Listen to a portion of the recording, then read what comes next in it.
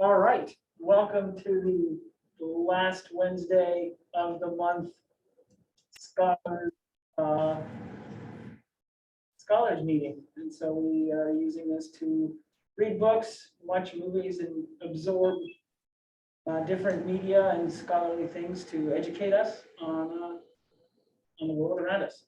This month, we are reading The Uninhabitable Earth, Life After Warming by David Wallace Wells.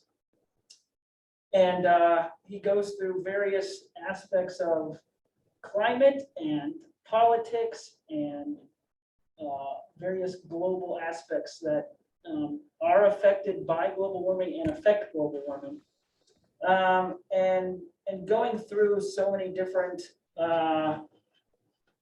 aspects, I think I'll start off by just opening up and saying which, if any of those aspects that you brought up kind of stuck with you or became a realization that you weren't aware of before. I have two answers to that. The first, I was struck. So he has this long section he calls Elements of Chaos, and there's 12 different chapters of 12 different kind of climate change impacts or aspects or elements or something along those lines. And I was struck in two different ways. One, the one that stuck out to me was that this book, written in 2019, published in 2020, talks about plagues of warming. That, you know, and the kind of scary prediction says, oh yeah, there's going to be all kinds of viruses that start to impact us on a regular basis. And sure enough, before the ink dries on this, we're in the middle of and you know, I've heard and read before how much COVID-19 was impacted by was a you know, a pretty much direct result of climate change and global warming issues. And so it didn't surprise me, but it still was like, wow, because I went back and looked and said, when's the copyright on this? Because how close was he to just nailing this? And sure enough. And so, yeah, I think that one stuck out to me. But then if I just kind of back up and see all of them, the other thing that struck me was, I mean, it felt like Exodus. It felt like the 10 plagues. I mean, yeah, right. I mean, I've read some stuff and it's kind of interesting, and I've thought kind of naturally about how these plagues in Exodus are connected to each other, right? There's blood in the water, and then flies show up, and you know, or then frogs come out of the water, and then the flies come, and it's kind of all connected, right? And so there's all these kind of climate disasters that take place. And here, you know, he goes through, you know, 12 plagues almost, you know, all these different things that all are interrelated, but all have this, you know, this very clear delineation of this is another thing that's going wrong, right? And so, yeah, I just felt like here we are again in the midst of the plagues of Egypt on a global scale. So I don't know. That's my take on that first chunk for sure. So the question is, who is Moses, and who are we supposed to be letting go? Oh, so we don't. Right. I mean, in Exodus, clearly this was a punishment from God, right? But yeah, I mean, I think he wouldn't be far from saying, yeah, this is a punishment for our sins. I mean, he doesn't use that language. Not, you know, I didn't get the last couple chapters read, but I don't think he goes there. Yeah, he doesn't. And so, but theologically, it wouldn't be a stretch to talk about climate change as a punishment for our behavior. Yeah. Right. Not in the way that God's like, what can I do? Let me snap my fingers here, but yeah, just a natural result. Yeah. Well, and that leads to the thing that struck me was it wasn't a new idea, but it focused on defining things that I guess we're able to understand it clear. And it talked about climate climate guilt and climate debt, in that the people, it's an inverse relationship where the countries or the areas of the world that have the most climate guilt, meaning most responsible for climate change, have actually the least amount of debt, meaning are actually suffering from it or reaping the consequences the least. And then, right, which are the countries on the northern edges, right? It's the United States, it's Russia, China, who actually, and it talks about Russia actually kind of benefits from climate change, because the places that up north that are least inhabitable now are actually turning greener and able to cultivate and grow crops, so they actually can benefit from all the warming, whereas the people on the equator, who are, you know, typically more third world countries that are less quote unquote developed, are actually more sustainable because their footprint's smaller, the carbon footprint, but they're the ones reaping the most destruction from it, talking about, you know, but their life is actually dependent on climate, right? Because they don't have air conditioning, like their stuff is very much in agrarian societies. Right. And so you know, that kind of, it's like, oh, like our actions aren't hurting us, it's hurting others. Yeah. Yeah, and you know, and I was again struck by you know, the way that we've been there before, right? We've talked about some of this stuff over the last several books, right? So Marsha was telling me about all these books that we've read. It's a great kind of summary of a lot of the issues that we've. I mean, so he talks about heat death. I mean, the most obvious thing is it's getting hotter, and so you know, a lot of the books that we've talked about, especially the kind of these mass extinction events. Yeah. That book, what was that one called? I can't remember what The that was ends called. of the world. The ends of the world, right? Yeah. And then hunger. It talks about how then it has an impact on agriculture, and I think maybe that's the section, the Ogallala Aquifer. And it talks about, you know, things that are an issue for basically a lack of water, right? Which is exactly that was the Colorado River book. Which one was that? Yeah. Remember what it's called?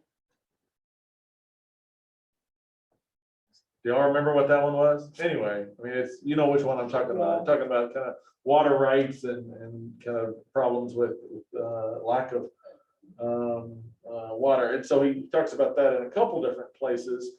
This idea of hunger and agriculture, but then also freshwater drain. He talks about there's a line in there. He says, you know, so much ink has been spilled about this, the problems with saltwater change, but freshwater change is really the biggest. Maybe that's where he was talking more about the Ogallala aquifer.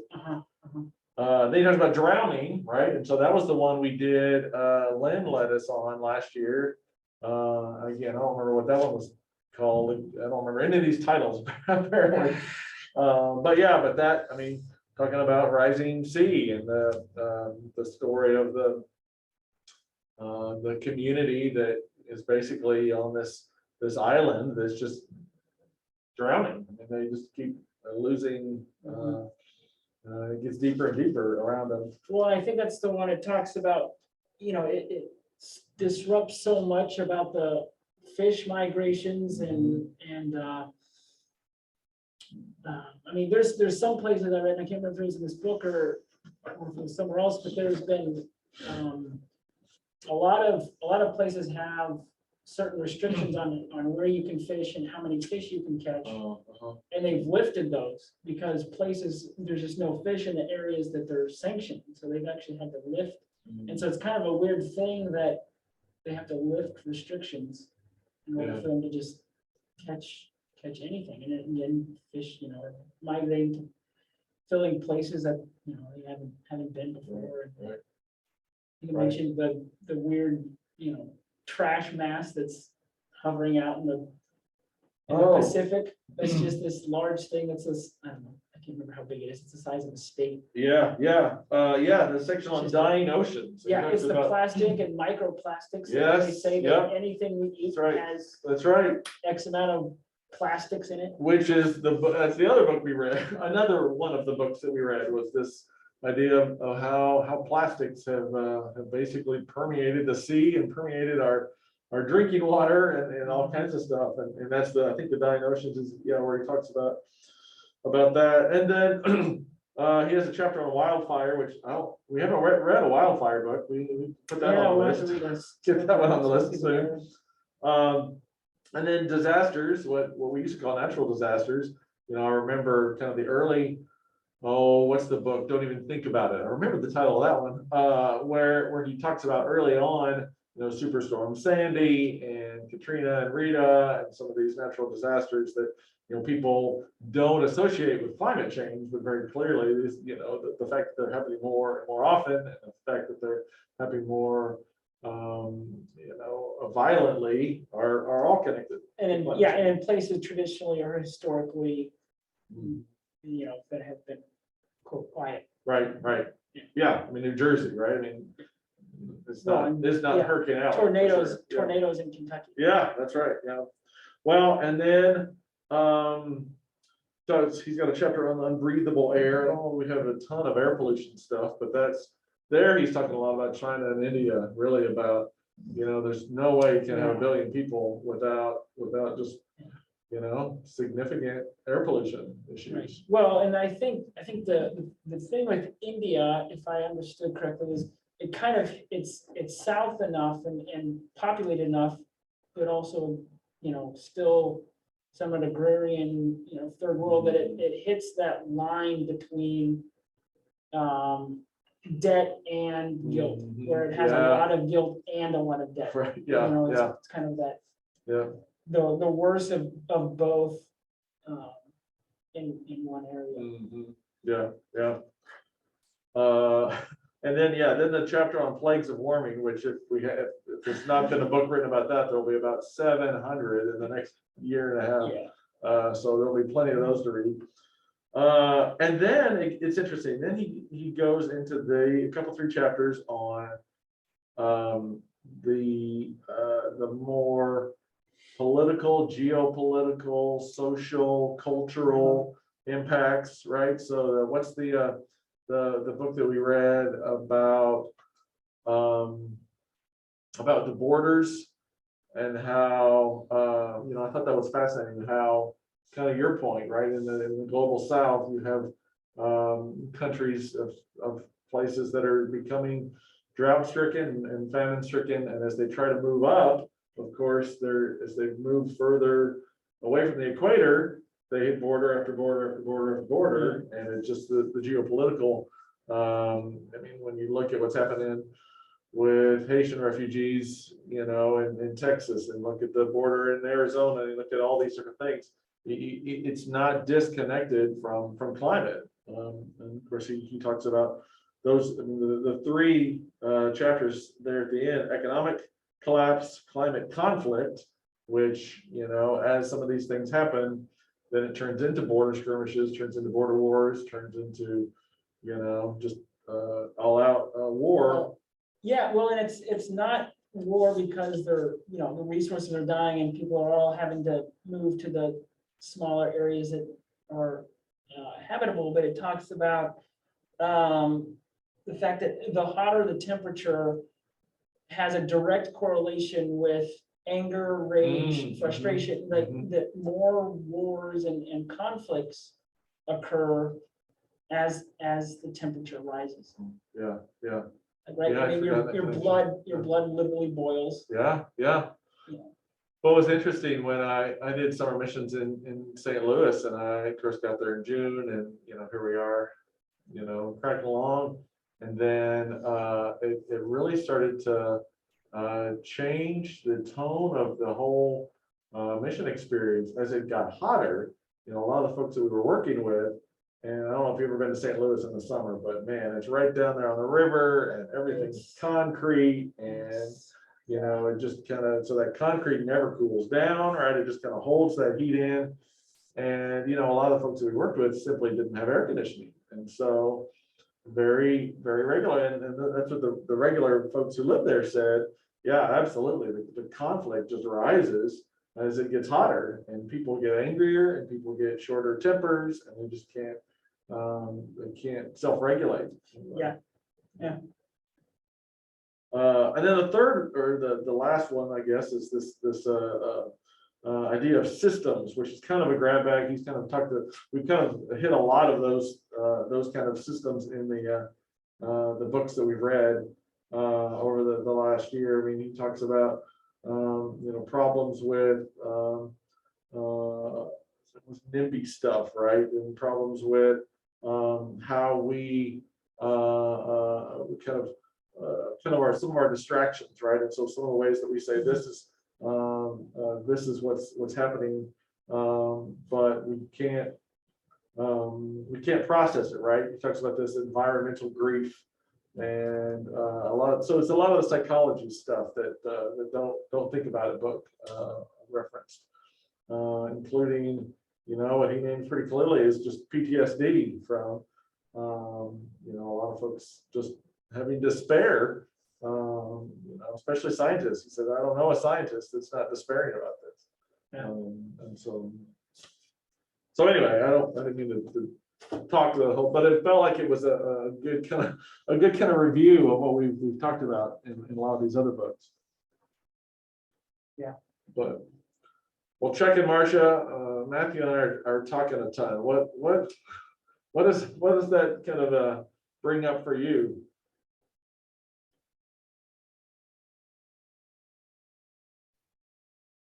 Well, it seems like climate warming or climate change is probably a better terminology. But it doesn't feel like it's been warming today. However, you know, I can remember, even though it's only 80 years, how the climate has changed in the Missouri, Kansas area that I spent most of my lifetime living in, say, 100-mile radius. From in the 30s, 40s, 50s, where it was a lot of snow in the wintertime. And we would have very hot summers once in a while. I remember 1951, 57, extremely hot and dry, and then we'd have wet. But gradually, you know, we have had very mild winters compared to what it was 60, 70 years ago.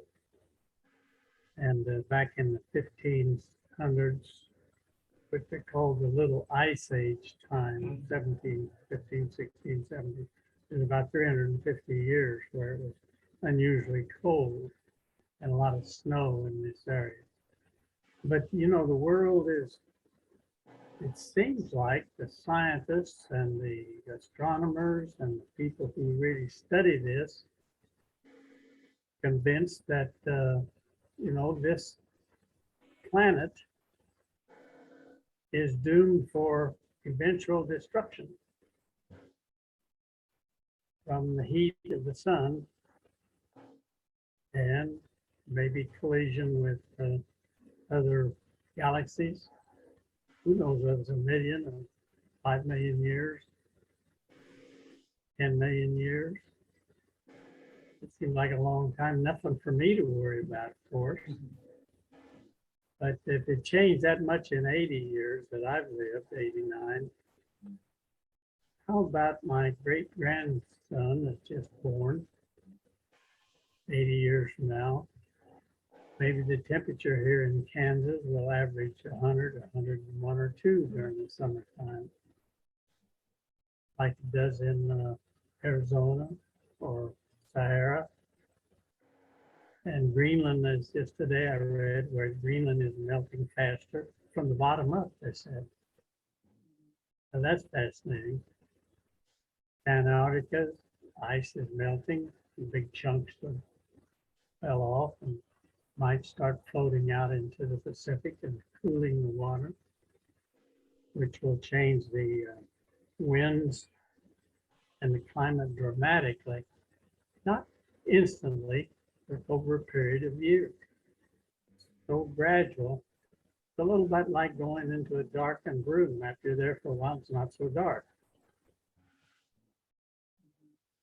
Yeah, he has a paragraph in there, and I think he was referencing somebody else, but he says, we will remember, where were we when the Challenger went down? Where were we when Kennedy was shot, right? We would remember this moment, but, when we won't remember necessarily, where were we when the Ogallala Aquifer dropped another 10 feet? Or when it's not that dramatic change. And, Chuck, you could look back over, your 80 some years and think back and say, yeah, it was different, wasn't it? But it wasn't ever dramatic, right? You have to really think about it in kind of broader terms. And I think we kind of go from drama to drama, right? We don't think about gradual very well. Right. Matthew was mentioning changes and stuff, agrarian or agriculture, and that was my field. But 100, 150 years ago, most of the Americans were living partly off their own gardens and land. And now, one farmer produces enough food for several hundred people. Where it used to be, one big farmer would produce enough for his family and 2 or 3 other families that lived in town, maybe, do trading stuff. But so progress in production, whether it's agriculture, whether it's beans or potatoes or bananas or cherries or apples, has changed. So then we have this change produces more cars, more computers that need more electricity, that needs more energy, that produces more pollution. You see how this builds one thing upon another. Yeah, which is what you were talking about. I mean, think about China and India, right? I mean, he has a line in there about as China and India enter into the middle class of the world, how much is that? I mean, it's just going to be a tremendous shift, right? All these folks are going to start driving SUVs and eating steaks. I think the idea of digital technology plays a role in that we don't see it. I mean, it's either a small device, telephone, cell phone. We don't know like the amount of embodied carbon that it took to put that together, or Bitcoin and cryptocurrency. We think it's just a digital thing. Like it pretty much has a zero footprint because it doesn't actually exist. It's just a 0 and a 1. Right. Like really, it's on a server somewhere. Like it's not actually a cloud. The cloud is just in the computer somewhere. And the amount of energy it takes to cool those servers and those computer farms is much less sustainable than a piece of cloth paper actually. So but we can't see it, right? It's hard to quantify it because we're not there. We don't see it. We're not holding it. We're very much, I think, a tangible, tactile species. Well, yeah, it makes it interesting. So what is the explosion of NFTs and right? Yeah. What does that do to the environment, right? Yeah. Huh. So 100 years from now, which we don't think about, I think the smart people do think about that. Some of these people write these books. You just kind of wonder what it will be like. I said for my great grandson that's just a few months old, how will he live like I do?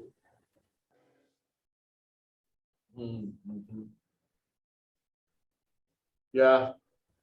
Right, well, that's, yeah, so that's the other interesting comment that he makes about China and India, is more or less they're kind of coming of age as superpowers and moving out of kind of the global south into more industrialized places. And yet they have the knowledge. I mean, when the United States and when Europe was moving kind of into this industrialized reality, you know, we didn't know anything. We just burned coal left and right. And we didn't have any problem with, you know, destroying the planet because we didn't know we were destroying the planet. Now they are coming to terms and coming of age in a different way. I mean, it obviously they've been around forever, but, you know, in a more industrialized way with this extra knowledge. And so where I thought that was a fascinating kind of, you know, political comment, geopolitical comment about what will their response be? Will it be, well, you got to blow it up, so now we got to blow it up? Or is it going to be, you know, is there going to be a different sense of, hey, for self-preservation, if nothing else, we've got to be thoughtful about what we're doing. When you talk about that, that's an interesting thought subject too. You know, when I was a young fellow, everybody worked 40, 50, 60 hours a week, even in industry. Now, you know, 40, 20, 30, there's less and less jobs, but there's more and more people, and the fewer people produce more goods and services.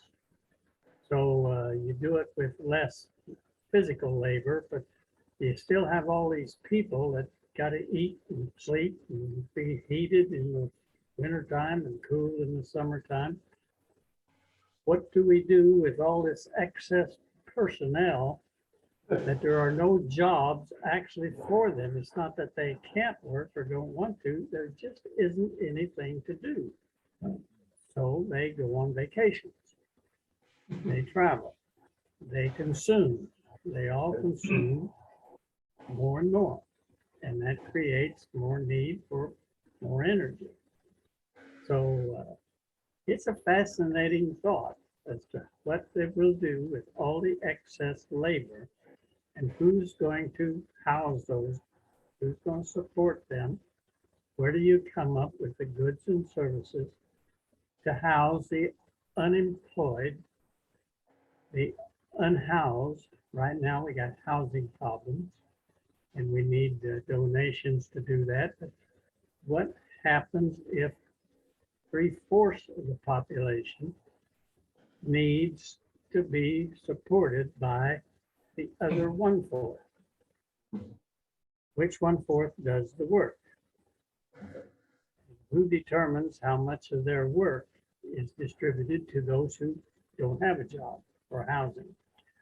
This is a social problem that the sociologists probably tuck back in their mind, but don't bring up very much.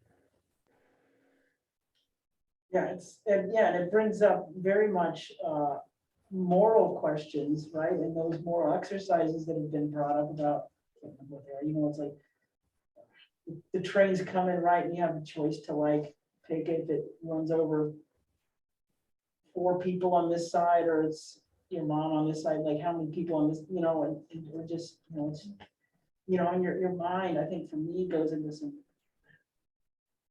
dark places about like, well, I think we kind of just we have too many people, right? And it's like, well, it makes it pretty easy to say, well, the answer to having too many people is get rid of them, right? And that's it's a horrible one, right? We got the Squid Game going on here, right? Yeah, So, but I think that, but Chuck brings up a point of, well, you know, this a smaller amount of people need to take care of larger, right? And that brings up, you know, I think Jesus has several parables that talks directly to that some people work less and earn the same wage.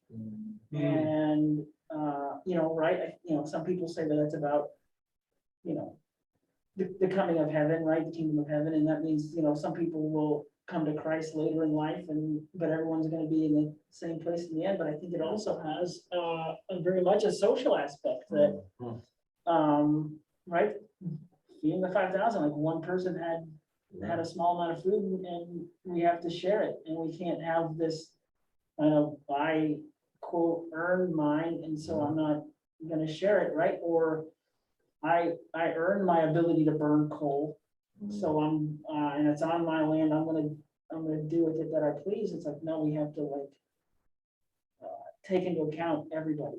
Yeah. And say like, okay, like my actions aren't, shouldn't just benefit me, they should benefit the whole. And there's this, yeah, I have to give up something that I feel is mine and I'm obligated to. Yeah. Yeah, I love that. I had never thought about the feeding of the 5,000 into redistribution of goods parable, but yeah, I mean, there is a wisdom to saying, okay, yeah, I mean, how do we, and he absolutely, right, not from a religious perspective, but Wallace Wells has, a couple, 3 chapters on the dangers of capitalism, right? I mean, he definitely will move toward, yeah, we got to redistribute, we got to share goods, we got to share, I mean, I as you were talking, Chuck, I kind of envisioned a Roosevelt New Deal with a CCC, right? And we'll send some of these folks to go dig some of the plastic out of the ocean, right? And so we'll put them to work one way or another. But yeah, but it's an interesting question about who makes those decisions, and who, like you said, Chuck, who gets to work and who doesn't get to work? What's the quarter that gets to get paid, and who gets left out on the food line? I mean, to be blunt about it. And the nearest thing we have to consider here in the United States, of course, is the universal medical care. Does everybody have a right to medical care that, say, I can afford, and other people that can't afford insurance don't get any, or they get less? Or if you work and help in a nursing home, and over the past 30, 40 years, where we've been more involved with just a few, those that have some resources have a private room or a nice room. Those who don't have in a big room, several people, and they don't get as much care. And the people that's caring for them don't get as much pay. So, it comes down to equal rights. Some are more equal than others, as my daddy used to say. Yeah. Well, I think that's the chapter he talks about systems. He goes into some of those details, right? So some of the systems that are breaking down are healthcare system, mental health systems, just kind of social, support systems are some of the things that are going to be casualties of climate change. How do you develop and educate a society to become responsible to each other as well as themselves?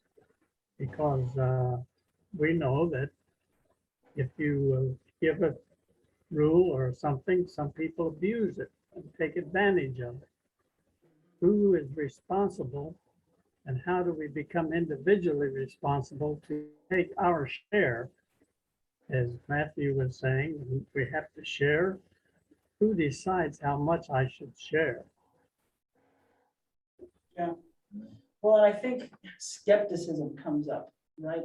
And on I think that's the biggest challenge we have, is not only skeptics of is the climate actually changing? Then there's one that's skeptics of, well, it's not a human thing, right? And they play the actual, they use the people who are saying, yeah, there are people who think climate change said the world was going to end in a year, and it's been 5 years, so obviously it's all wrong, right? Right. But then there's also skeptics of just not trusting anyone who comes up with guidelines, right? And so, like, it's the idea of, I think we should just make rations, and it talks about that, right? But a lot of times the rations come up when it's already way too dire. Right. Yeah. Anyway, right? There's the rations of, it talks about there's people living on 20 gallons of water a day, whereas, people in Utah average it's 200. There's 200 gallons per person. Yeah, yeah. Right, and so like, Phoenix, I mean. if we come up, Living in the and we desert. stigmatize Yeah. the idea of ration, it's like if we actually come up with rations and guidelines of, hey, here's how much you can use a day. And start those early enough that you can actually, that's still comfortable with, Mhm. rather than waiting so long that all of a sudden your ration is so Mhm. small because you've waited. Yeah. But we just don't try, we think, oh, we don't have a good idea of authority, right? Mhm. But an authority saying, here's what you should do. We think that's, oh, no, that's oppressing me. How, this is an authoritative government. Right. Where it's a fascist regime, it's a communist regime, Mhm. you know, sent here to steal our stuff, and we just have this, I think in the West, this stigma of any type of rule that we have is anti-freedom. Yeah, right, right. Right, which, this poor kid, he got his fish and loaves stolen from Yeah, from the disciples. from the authoritarian disciples, right? Yeah. And so, he earned that, right? His parents gave him that food. He Yeah, should have just said. he thought ahead. He That's was right. the right. That's He was the ant. That's Right. And right. now I have to feed it to the grasshoppers. That's right. He should have just sat in the corner and ate the food and just glared at everybody else while he had his meal.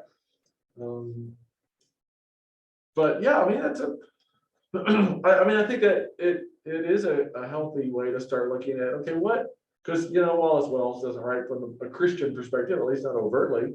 And so what is the Christian answer here, right? What is the way that Jesus would have called us to begin to care for the earth and more importantly, care for the people of the earth, right? I mean, maybe not more importantly, maybe equally importantly. I think you get that language pretty clearly from Jesus again and again. Care about people, right? Yeah. Care for people. So Yeah. So what do you think? I mean, what's the Christian perspective when we read about the uninhabitable earth? Well, I mean, I think there's different levels. I mean, I think there's very tangible ones, right? That says, well, every 7 years, don't plant anything, right? That's what, I can't earn any money that 7th year because I can't grow crops. It's like, I think that's the same thing. Like, we have to let the earth breathe. Whether that's crops, whether that's, harvesting fish, from the sea, using, anything. I think we're this 24/7, just mechanize everything. We make it easier, and there's an idea of like, yeah, we made it easier, more efficient to get it, but that doesn't mean we should take more than. It's like, great, now because you were able to harvest it quicker, Yeah. now you have a chance to rest more. But we didn't rest, like we kind of looked again with this stigma of rest. And like, if I made $20 today, I can make $40 tomorrow. Right. Rather than, oh, great, I can make my $20 today in just the morning, and I can have more free time to be with family and enjoy the earth rather than, continue just taking. Right, which he talks about that too, right? I mean, he doesn't obviously name it in terms of Sabbath, but he talks about this idea that what he calls is a myth, a fable, really, that we'll get more efficient and therefore we'll be fine, right? We'll be able to print our own food. We'll be able to, the technology will catch up and then we'll be fine. But, he quotes several folks that seem to suggest that the more efficient we get, the more consumptive we get, right? And so it does kind of say, and so climate change turns it into, one step forward, 2 steps back each time, right? And so we never are able to catch up. Our technology makes us more efficient, and then we lose all that gain, all that ground plus some.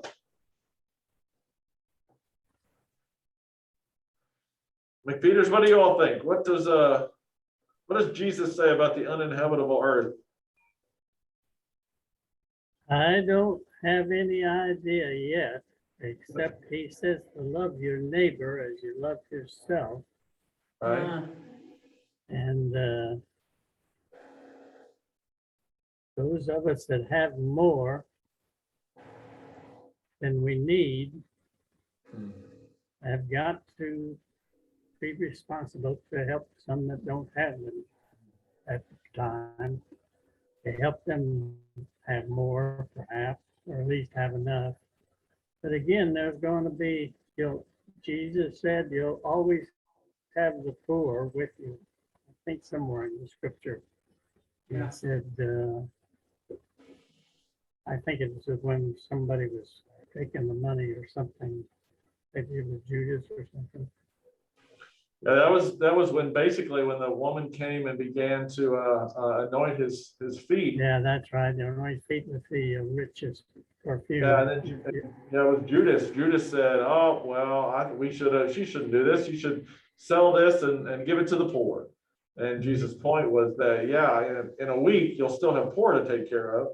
In a week I'll be gone, right? I mean that was his point. You'll always have the opportunity, not that you shouldn't care for the poor, but that you'll have that opportunity. My time on earth is limited, and she recognizes this, right? She has chosen to anoint me in this moment. But don't worry, Judas. Next week, you'll have a chance to care for the poor, which Well, there's also some specific things about Judas right in that whole thing, right. like. Yeah, right. But, yeah. Yes, actually, Judas won't be able to care for the poor next week. He's out of that game. But yeah, no, that's great. I think you're right, Chuck. I mean, I think about John the Baptist, right? If you have two coats, share one. If you have, two cloaks, then make sure you give one to somebody who needs it. Yeah. Don't walk a mile with him, walk 2 miles. Right. It's not an easy solution for the haves to share with the have-nots everything that they need.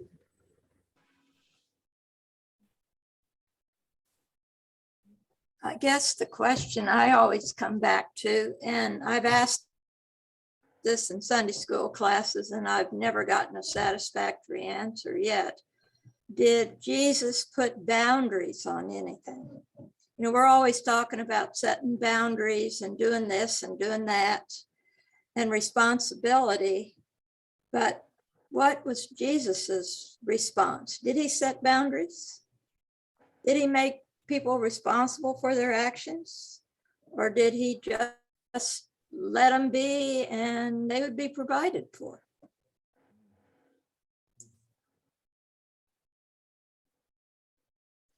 I think he did. It's just not the same boundaries that he talked less, I think, about the boundary and more about what the boundary is for. And so we have to then realize what that boundary is based on why. Rather, right? And it's one of those, and again, it goes back to our skepticism. It's like he understands that if he just gives us rules, we're going to find ways to break them or manipulate them. And so I think the reason why he's more open is he realizes if we just give them the boundaries, they're going to find ways to change them. And so I am here now to write his idea. I'm here to fulfill it. I'm here to say these are why the boundaries are there, and therefore you can now realize what they are for yourself. Yeah. And therefore you're going to follow them because you've created them. But I'm going to tell you why you need boundaries. Also, what about accountability? Do you hold people accountable or not? I mean, I think Jesus did. I mean, the story I go back to often when I start talking about this is the rich young ruler, right? The rich young ruler comes and starts telling Jesus all he knows and kind of spouting his privilege all over Jesus. And Jesus said, "Okay, well, one thing you haven't done: sell all you have and give it to the poor." Right? He knew what was getting in the way for this guy. He knew what his problem was, and so he said, "Here's how to do the commandments: sell all you have and give to the poor." And what did it say? He walked away. Right now, at that point, Jesus could have said, "All right, well then just sell half of what you own," or he could have said, "Well, I tell you, give us why don't you give a good offering to our movement, and then you'll be covered, right? No, I mean, Jesus didn't go chase after him. He let him go. I mean, I think that's a boundary. I think he didn't tend to squash people with his boundaries, but he set clear definitions of who he was and what it meant to follow, right? Pick up your cross and follow me. Put the responsibility directly on the individual. Yeah. And I think he did know, and the problem is, I think Jesus knew each individual, right? Jesus knew what their boundary was. We tend to universalize it, and then we say, oh, I guess that means that everybody's supposed to sell everything they have to give to the poor, or everybody's supposed to do what Jesus told this person to do, or everybody's supposed to do what Jesus told this person to do. And I think part of the power of Jesus is he knew what boundaries to set for which people, which becomes a little harder for us to navigate sometimes. But I don't think the concept of boundaries is unbiblical, is un-Jesus. I mean, I think. Yeah. Well, and like, this last week we had Felicia talk and said, I think he definitely knew boundaries. There were times when he knew when to flip tables and say, no, what you're doing is wrong, and talk against the political regime. But he also knew when to retreat. He knew when the people said, hey, you are our king, you're going to be our king. He knew this isn't the time to talk back to him. This is a time to retreat. And I think that's a boundary. Yeah. There's times where he slipped away. And I think those are evidences of boundaries. Yeah. And boundaries, I think we also get confused and conflicted with the difference between a boundary and a barrier. Right? It's supposed to be not a stone wall that we're going to ignore the other person. I'm setting up a boundary. It's a fence. That I can still see you on the other side, but there's some certain things here that are here to protect both of us. We still have a relationship through that boundary. Yeah. I mean, it's interesting, right? Because the people he fought with the most were people that loved boundaries, right? And the Pharisees were the ones that said, okay, here is your, you're definitely fenced in. You have to do it this way, you have to do it this way, and you can't do it this way. And it's very clear. And I don't know. I mean, was he rejecting their specific boundaries to say you just have the wrong ones? Or was he saying there's something about that gracelessness of living only by kind of perfectionistic boundary keeping of everybody else that is problematic, that it's for? Well, he didn't make a boundary, except the boundary was the one you gave yourself. Do not expect more from the other person. Do unto others as you would have them do unto you. In other words, you've got to create a boundary, but you cannot create it for others. You just do for them what you would do for yourself. That seems to me a boundary. And God made boundaries in the creation. I mean, the gravity, the wind, and the sun, the moon, the stars. Everything is pretty well defined, and you jump off a tall building, and the boundary is you're going to get hurt when you hit the bottom. You're not going to fall. It's not going to hurt on the way down. A sudden stop at the bottom is pleasant. And I think that's a brilliant reminder when we talk about climate, right? I mean, I think very clearly, I mean, God has set these boundaries for us to say you can't just take and assume that there's still going to be something left at the end. I mean, you have to find ways to live inside your means, and I don't just mean one person, I just mean communally.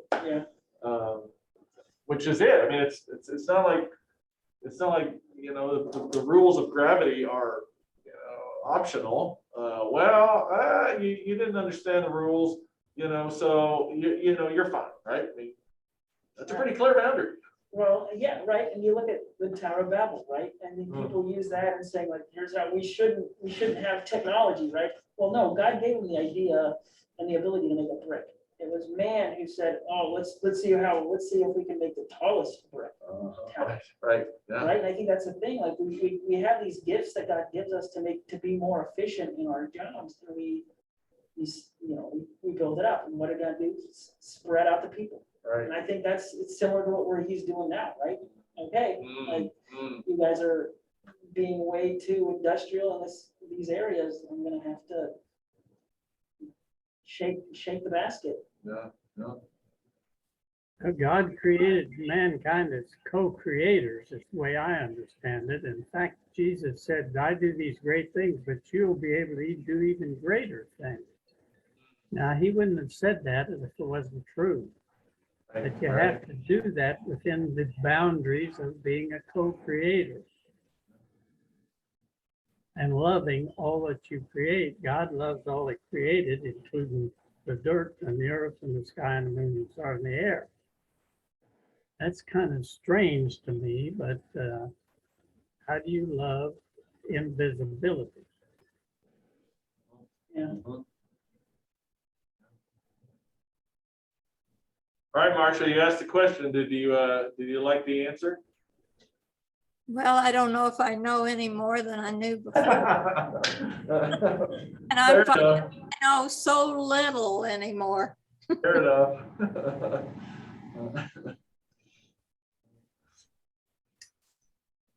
Well, it's like the guy said, I learned more and more about less and less, and pretty soon I know everything about nothing.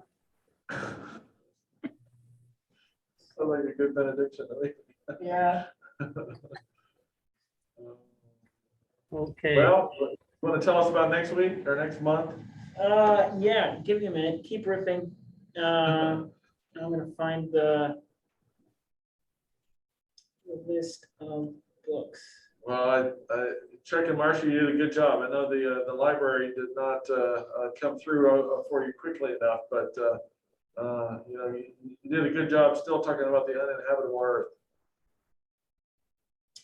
So next week, or excuse me, next month, March 30th, we will be reading All We Can Say, Truth, Courage, and Solutions for the Climate Crisis, edited by Ayanna Johnson and Catherine Wilkinson. And so it's edited, so it's compiled a lot of short stories, essays, poems, and musings about how we can See you save the later, earth. folks. See you, Jeff. All right. So, yeah. And you already have that one, Marcia?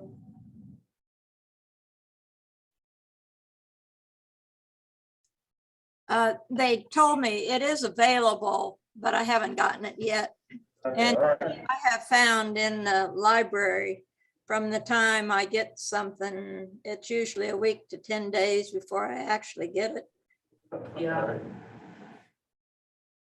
All right. Yeah. That So one it'll sounds be- like a good one. Yeah, so it'll be good to see, it'll be nice to see a wide perspective and views from different people, and it's kind of short stories, so we can Mhm. pick a couple and talk about or Yeah, great. All right. Until next time. Until next time. Thank you all. Good night. Bye.